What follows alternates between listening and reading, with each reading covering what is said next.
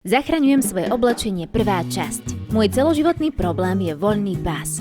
Čokoľvek, čo si vždy kúpim, mi je v páse veľké a nesedí mi to. A viem, že nás je viac. Ako si to upraviť? Poďme si ukázať. Vždy záleží od toho, ako je ušitý pás.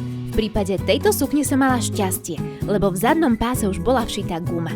Vybrala som si preto jeden z bočných švov a s pomocou páračika z vnútornej strany rozpárala. Ako som šov otvorila, vo vnútri sa mi zjavila guma. Gumu som stiahla tak, aby mi sadla na môj obvod pásu. Prichytila som ju špendlíkom, aby neušla a konček schovala dnu, keby ju náhodou potrebujem v budúcnosti rozšíriť. Rozpárané miesto som založila a späť zašila. Šila som však z lícnej strany, aby bol viditeľný šev pekný. Takto to vyzerá hotové.